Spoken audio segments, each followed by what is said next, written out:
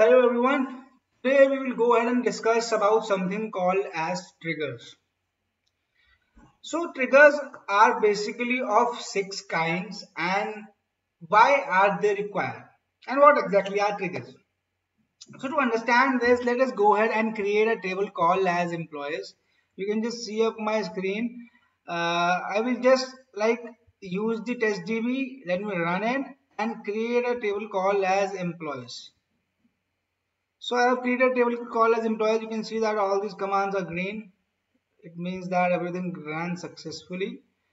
And let me go ahead and insert a value over here in employee table, this. And let's say select star from employees. Let me run this command. So as I run this command, we are able to see that there is some data populated in where we have a ID, password, name, app token is still null. We have phone number, email ID, Skype ID, type name, and everything is good. So for example, in this particular area, if we have a requirement where we want to say that this employee table should only contain rows if the ID starts with A. So to do that, let me first drop this table so that we drop the data as well and create this table again. And now just before going ahead and inserting the value, let me put on a trigger. So you can see over here, I have written up a trigger over here which says that create trigger,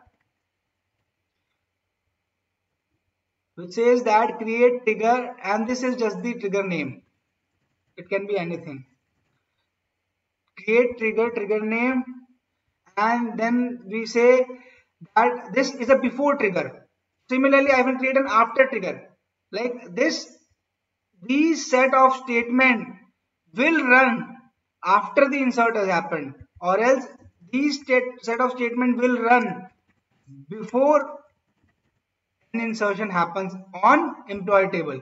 So we say that create trigger name before insert happens on employee for each row. So again, we say that triggers are of six types, like three before and three after for each, two for each operation one, two for insertion, two for updation, two for deletion. But there is another criteria of differentiating triggers. So in that way, triggers can be bifurcated into two ways. One is for each row and one is for entire operation. For example, like for an insertion statement, you are inserting multiple values. So when you are inserting multiple values, say 10 rows are being inserted. So for every row, this trigger will be called, or for the complete operation, this trigger will be called. So unfortunately, again, MySQL only gives the feasibility of applying triggers for only row specific, not for the operation specific purpose. So in MySQL, you can just apply triggers for each row. If you are inserting even 10 rows using a single insert statement, this particular trigger will be called 10 times. So this is what this means for each row. So if the deletion is happening on 10 rows, so this trigger will be called 10 times. So what exactly is trigger? Triggers are something which are called automatically, as you insert, and when it has to be called, it will be called as per this statement. Like before insert, before delete, you can say over delete, and update. You can say delete or update. So you, and for rather than before, we can have after for all these three. But for in this case, we are creating a trigger for before insert statement, and in this insert statement we have written a switch case. So whenever we start a trigger, it starts with a begin statement and it ends over here. And why we are putting up this delimiter, we will be talking about this in the next chapter. So there has been a specific purpose, but for now you can understand it begins with a delimiter, and we change the delimiter, then we write our trigger, and then we again use the delimiter, and at the end we change the delimiter back to semicolon. So this is the default delimiter, and like we have to change it to write up a trigger which has multiple statements. And in this statement, I have written a switch case which says that when this new ID, so we are working on ID, we say that when this new ID which is like getting inserted, so we denote it using a keyword which is new dot ID. So new is a keyword which says that the new ID should not be like this, or this ID should not be like this.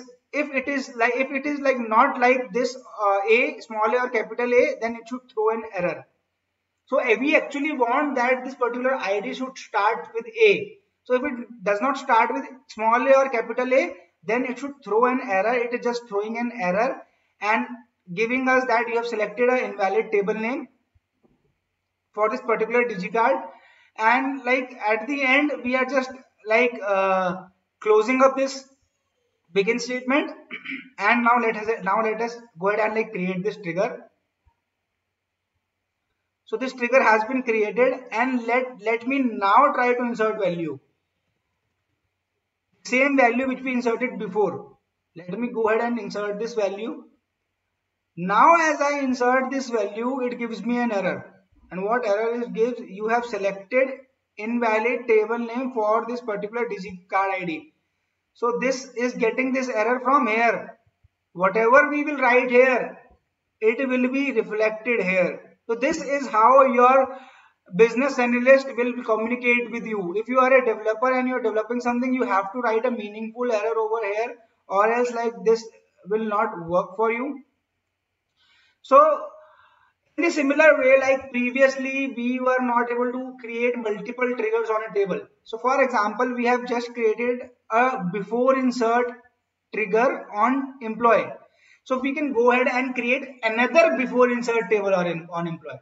So in previous version, from like I think it started from version 5.2 in MySQL. Now we are able to create multiple triggers of same type, like before insert on employees of one type of trigger, right? So now we are able to create multiple triggers. So again, like I'm reiterating, trigger is something which like initiates automatically or executes the statements which is contained within it before or after, as the trigger is created for three operations: insert, update and delete. And this is required at various places, like you may require it at places where you need to check before inserting values, which like what we are doing over here. Or this may be required to, like the after trigger may be required to update other tables, like the client is, when our client is registering, it goes into a table, but in your architecture that particular value is picked up from that table and is like bifurcated in 10 other tables. That information is divided into 10 other tables for microservices which you may have written. So this work can be done using a trigger. So client inserts value in a table, and then the trigger automatically triggers, and it like runs after the insertion happens, and then it will put all the values, like pick all the values and put it in different tables as required. So there can be various purposes of before and after table. One point you need to make sure is, like whenever we are inserting, deleting or like updating any value in a table, like when we are inserting any value, we do not have any old values, we just have new values.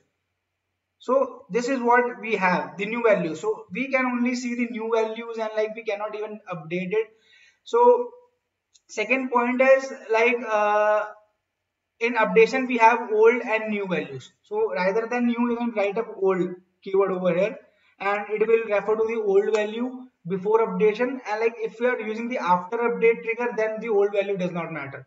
There is only new value because the value has already been updated, right? So there are few areas like which you need to think about yourself, how these triggers can be used. But the main point is, like trigger are of 6 types.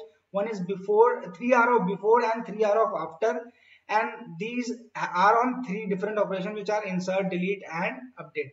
So this brings this chapter to the close. In the next chapter we will be studying about the scripting sense, and then we will take upon delimiters. So please do like and share the videos. This was Anand Goel from host-tune-perform.